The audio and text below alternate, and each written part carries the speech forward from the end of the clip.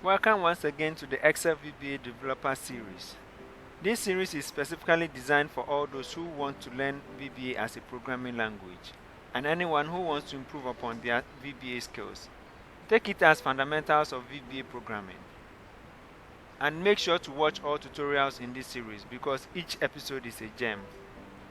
In this episode, we will look at sub-procedures and functions in Excel VBA. What is the difference and when you should use each?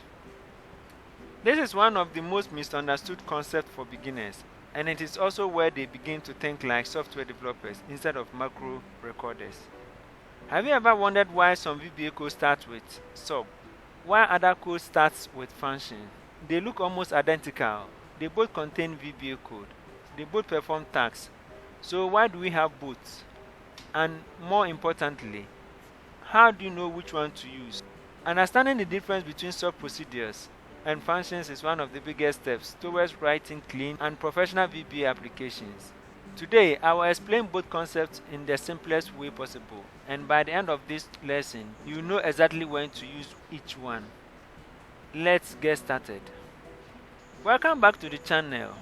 If you are new here, my name is Raphael, and on this channel, we learn how to transform Microsoft Excel into a powerful software development platform using VB. So far in our Excel VBA developer series, we've covered variables, data types, option explicit, and variable scope. Today we are moving into one of the most important building blocks of VBA programming. But before we go on, let's recap what we've already learned by looking at the relationship between variables and procedures. Note that variables are declared inside procedures, or at the model level. Think of it like this. A procedure, whether sub or function, is like an office, where a variable is like a filing cabinet inside that office. Let's take a look at this example. We have sub, calculate payroll, and end sub. This stands for the procedure, and in between the procedure we write the variable. So we would say dim employee name as string, dim salary as currency. Employee name is John Smith and salary is 5,000. This is the variable that will be placed inside the sub procedure. You can also declare variables outside a procedure. We've learned how to do that in previous tutorials. If you have not watched those videos, please do so because it will help you understand the concept better. Imagine a procedure as a container that contains instructions. Inside that procedure, you can declare variables to temporarily store data while the procedure runs. Now that you understand what is going on here, let's look at sub-procedure and functions. Every professional VBA application is built using these two concepts.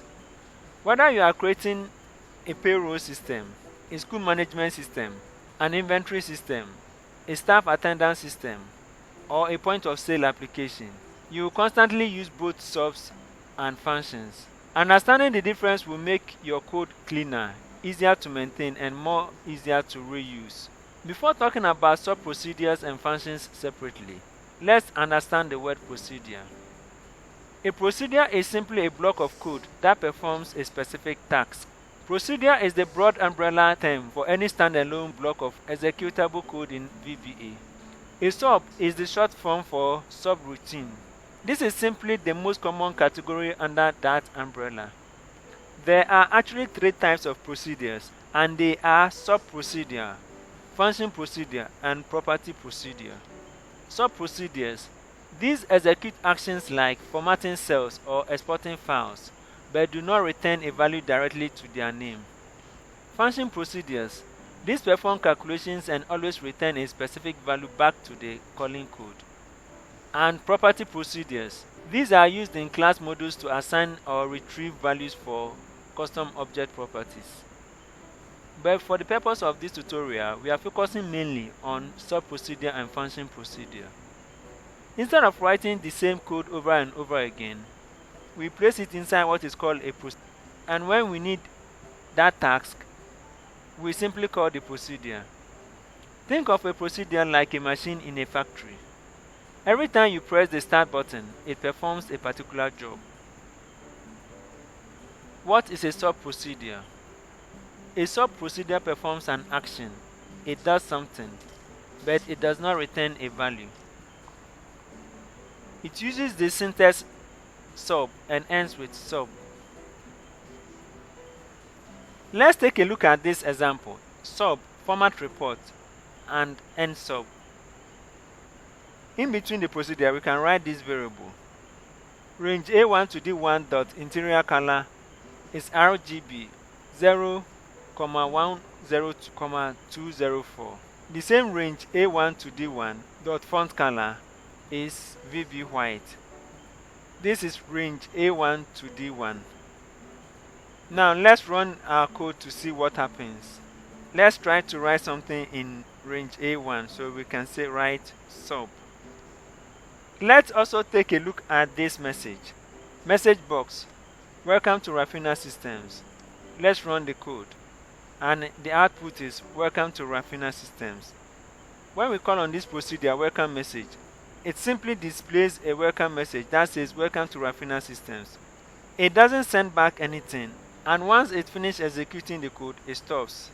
Let's look at it in this way. Imagine pressing the print button on your printer. When you do that, the printer prints your document. The job is done. The printer doesn't return another document to tell you that it has printed, unless you ask it to print another document for you. The printer simply performs an action.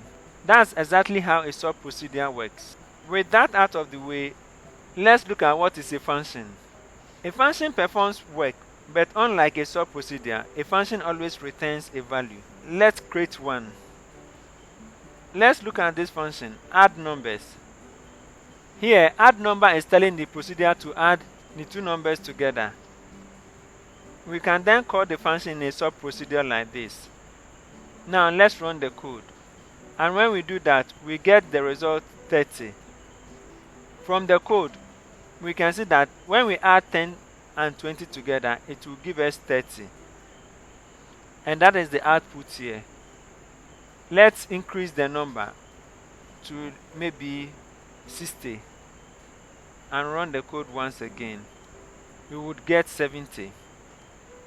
We can also add another number to it, so we can say number 3 and increase our argument. So we can also say add number 3 and say 100. Now let's run the code once again. The result is 170. Did you notice anything different between functions and sub? Functions give us something back because we do not write the output message in our code. Think of a function like a calculator.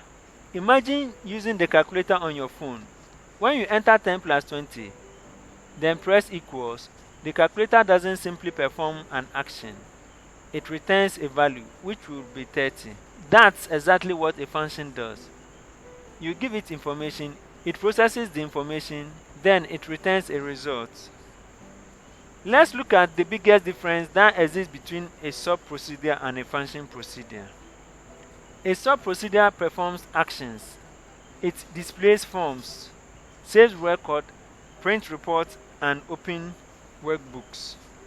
While function performs calculations, processes information, returns results, and can be used inside formulas. Let's imagine we are building Raffina Pay System. When we want to calculate employee salary, we would write this. Function calculate net salary. Assuming the basic salary is 5,000 and tax is 500, then the employee net salary will be equal to 4,500. The function returns the calculated salary. Now imagine saving that employee to the database. We might use sub, save employee, and in between the procedure we would say save employee record. Saving is an action. It doesn't need to return a value, so sub procedure is the better choice. Why professional developers use functions? Suppose you want to calculate VAT in your application. Without functions, you might copy the same calculations into 20 different procedures. If the VAT changes from 7% to 10%, you now have 20 places to update. Instead, automate that repetitive task by creating one function and call it function calculate VAT amount. with amount being treated as double. Common beginner mistakes that you should avoid. Mistake number 1. Using sub when a function is needed. If you are calculating something that produces a result, a function is often the better choice. Mistake number 2. Using a function to display user forms. Functions should primarily return values. Displaying forms is usually the responsibility of a sub-procedure. Mistake number 3. Copying calculations everywhere. Instead of copying calculations everywhere, write one function and reuse it throughout your application. When writing VBA, ask yourself one simple question. Does this code need to return a value? If the answer is no, use sub. If the answer is yes, then use a function. This simple question will guide you almost every time. Let's look at this comparison table. Sub performs action, so does function also perform an action. A sub does not return value, but a function returns a value. A sub cannot be called from worksheet formulas, but a function can be called. A sub is not good for calculations, but a function is good for calculations. A sub is good for opening forms, but a function is not. A sub is good for saving records, but a function is not. Whenever you are not sure of which procedure to use, you can always come back to this table. As your VBA project grows, you will discover that professional applications are built using dozens or even hundreds of small, reusable procedures and functions working together. Learning to separate actions from calculations is one of the biggest improvements you can make to your programming style. It is a habit you use in every project you build. Today, you've learned what a procedure is, what a sub-procedure is, what a sub-procedure does, what a function does, the key difference between them, when to use each one, common beginner mistakes, and how professional developers structure their code. Understanding subs and functions will make your code more organized, more reusable, and much easier to maintain. It is another important step toward becoming a professional Excel VBA developer. In the next episode, we are going to explore one of the most useful topics in VBA, passing data between procedures. You will learn how information moves between subs and functions, and why this concept is essential for building larger business applications. If you found this tutorial helpful, give the video a thumbs up. Subscribe for more Excel VBA development tutorials. And in the comment section below, answer this question. Which do you think you use more often in your projects? Sub-procedures or functions? Thank you for watching, and I'll see you in the next episode of the Rafina Systems Excel VBA Developer Series.